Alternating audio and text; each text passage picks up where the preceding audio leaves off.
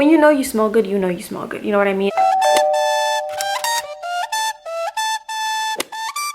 Hey guys, and welcome back to my channel, or welcome if you guys are new here. My name is Maria, or it's MJ here on YouTube. So in today's video, I wanted to do a chit chat informal review, if I can call it that, of a perfume that I have been obsessing over, and just wanted to talk to you guys about it, as it's currently one of my top favorite perfumes, and dare I say my favorite purchase of the whole year. Besides, obviously, my #1 perfume, which is Alien Essence Absolute, Dolce & Gabbana, the only one Intense. I haven't really heard too much talk about it, but I saw a review of Maria Coyette a couple months ago, but Takara definitely pushed my buttons. She really liked it, and I was looking at the time for a coconut fragrance, and I went to Fragrantica, and I remember seeing on Fragrantica that the coconut was voted one of the most prominent notes. So I've owned it for about a month. To start off, when I first got it, the first sniff was not what I was expecting. As I said on Fragrantica, the coconut is the most prominent note, so I got this fragrance particularly for that coconut. I wanted a creamy coconut, and specifically for fall. I know that coconut is mostly a summer tropical note, but I live in Miami. We don't really have fall here or winter, so the coconut was definitely one of the notes that interested me, but there were a couple of notes that interested me once I saw them: the jasmine and the vanilla. And honestly, based on bottle alone, I just expected another typical fall sweet scent with an added creamy coconut, something along the lines of Black Opium, which is interesting because the only one Intense actually share with Black Opium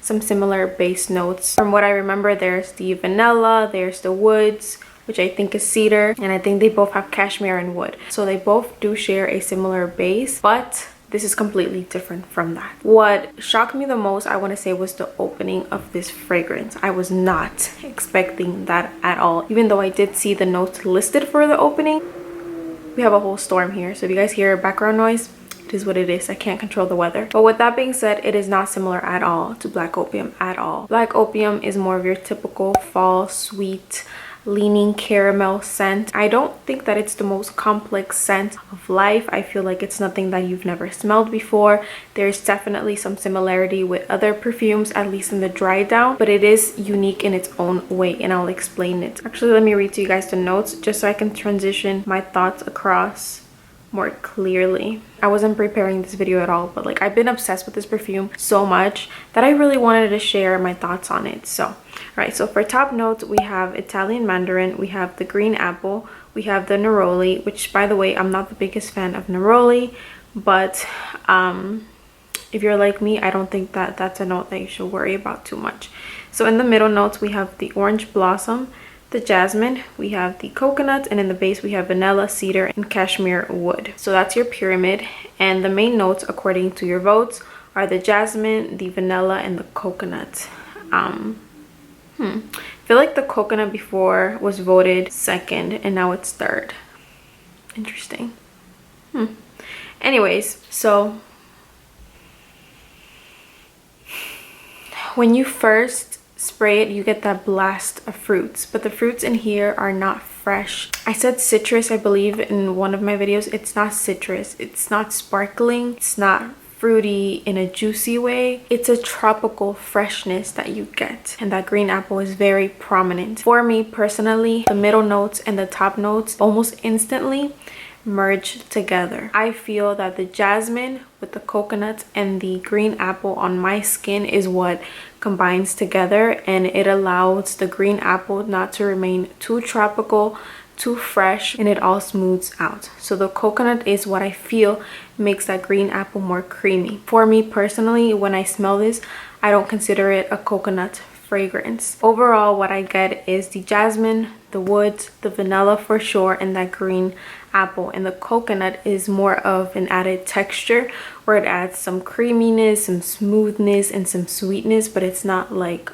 oh, I smell the coconut. Let me actually add it to my skin. So oh my gosh, that opening is something different.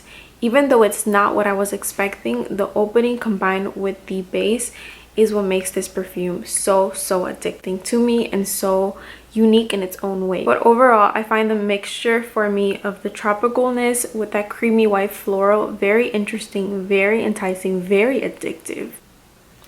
Like the green apple in here, for me, it's just so It's velvety, it's soft, it's smooth, and it just makes it this really, really delicious white floral scent. And the best part about this is I think it's a white floral that could be liked by people that don't care for white florals, or people that don't care for florals in general, because it's sweet. And the vanilla with the coconut add that extra warmthness, it adds that extra creaminess, that smoothness. I wake up and this is the first one that I look at. I have it at the top next to my jewelry, and I kind of have to stop myself from reaching for this because you guys know that I rotate, or if you don't know, I do rotate my perfumes to get the most wear out of them every month. It's great for daytime, it's great for evening time, and it's just a scent that is great for year round. I find white florals in general to be great year-round scents, but this one adds that slight tropical nuance that just makes it really different than other white florals. And the dry down is more sweet, more creamy, more smooth,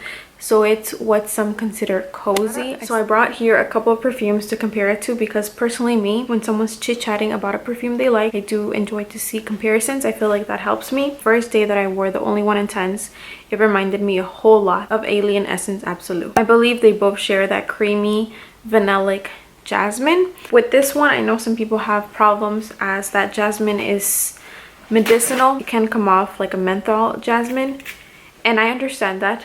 I get it as well. It doesn't bother me. It's my #1 perfume, so obviously it doesn't bother me.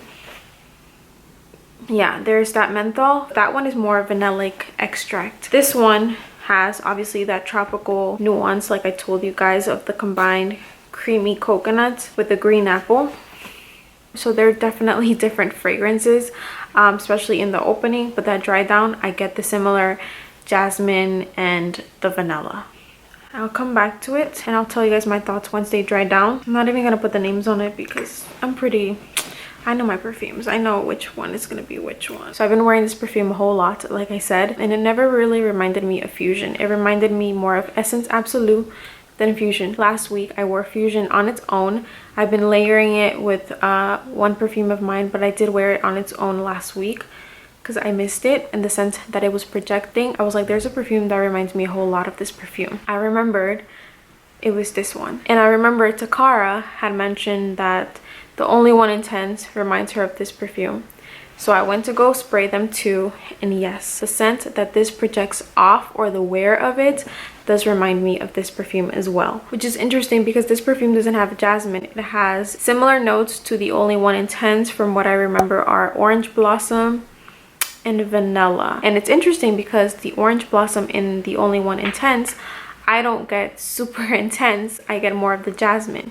But for whatever reason, they both smell somewhat similar, especially in the dry down, like I said. All right, so now I wanted to discuss white florals because the Only One Intense is a white floral perfume, but it's different than other white florals that I have in my collection or I have encountered. So here I have Paradiso Assoluto from Roberto Cavalli. This is a vanillic, heady white floral.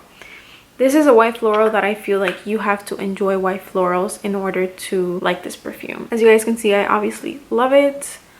Look at the dent. This is one of my favorite white florals because it's sweet, it's creamy, it's buttery, it's smooth, but it's still very unique as it has this spiciness, this citrus that makes it interesting. But anyways, it's heady, it's strong, and it's one that you have to enjoy white florals, I feel, to like it. Now we have Dior Addict, which is a cult favorite of white floral lovers. Now, even though I personally find Dior Addict signature worthy, I actually wore it the other day to go pick up some Wingstop. So I mean, I wear my perfumes whenever I feel like wearing them. Like, you'll be surprised what I wear to go to sleep. Anyways, with that being said, I find Dior Addict to be a white floral that you have to like white florals as well. I feel like you can't buy this to expect a vanilla bomb, like a gourmandy vanilla, super sweet cloying vanilla, because it's not. It's definitely prominent on that jasmine, and it does have green leafy nuances. I find it signature worthy, but I know that a lot of people find this more provocative, more elegant, more evening appropriate, more formal wear.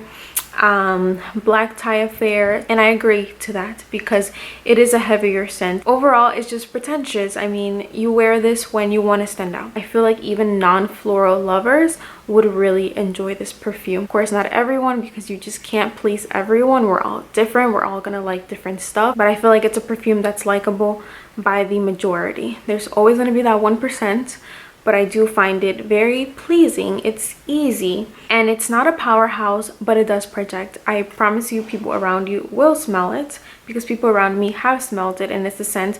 When you know you smell good, you know you smell good. You know what I mean? And it is one that for me personally, it does last a long time. So I'm really pleased with the scent, and it was different than I expected, but I actually enjoy the fact that it was different than I expected. It's very digestible for everyone, and it's great for year round.